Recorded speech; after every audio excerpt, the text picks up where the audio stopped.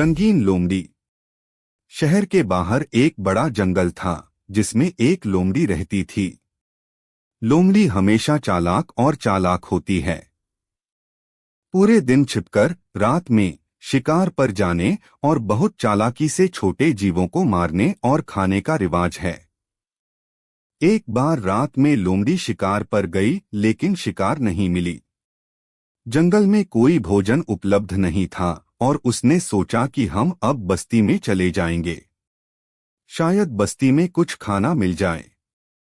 बस्ती के बारे में सोचते ही लोमड़ी को कुत्तों की याद आ गई। उसने सोचा, कुत्ते अपार्टमेंट में रहते हैं और वे भौंकने के बाद भौंकते हैं। फिर भी लोमड़ी बस्ती की ओर चल पड़ी। जैसे ही वह अपार्टमेंट में दाखिल हुआ, कुछ कुत्ते उस पर गिर पड़े। फिर क्या हुआ? कुत्ते भौंक कर भाग गए।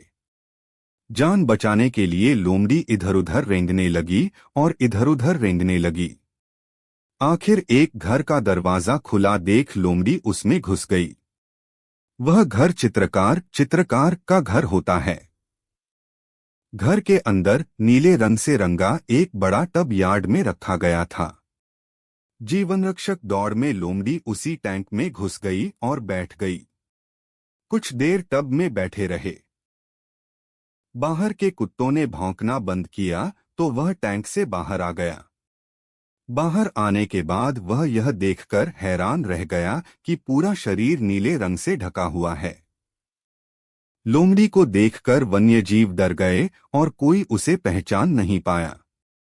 जब उन्होंने उसे देखा तो जंगल के सभी प्राणी भागने लगे, क्योंकि ऐसा अद्भुत जानवर उसने पहले कभी नहीं देखा था।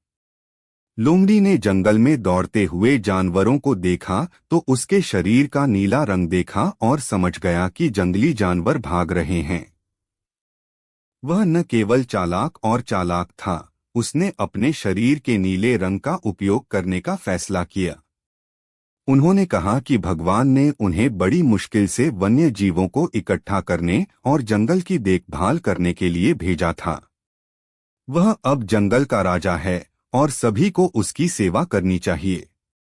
सभी जानवरों ने लोमड़ी की बात सुनी और उसकी बातों पर आ गए। लोमड़ी को भगवान का फरिश्ता समझकर वह पास में जमा हो गया।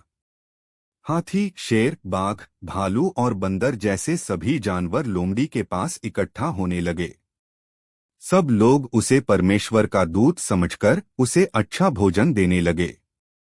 लोमड़ी अब घर पर बैठ गई और उसे आसान भोजन मिलने लगा। वह और क्या चाह सकता था? लेकिन एक दिन लोमड़ी का राज खुल गया। चांदनी रात थी। जंगल के जानवर लोमड़ी के पास जमा हो गए। तब जंगल में कुछ लोमड़ियां एक साथ आईं और बोली, हुआ नीली लोमड़ी ने खुद को भगवान का दूत कहा और वह भी नहीं कर सका। वह भी उसकी आवाज में आवाज जोड़ने लगा, हुआ हो गया तो क्या? जंगल में रहने वाले जीव उसका असली रूप जानते थे।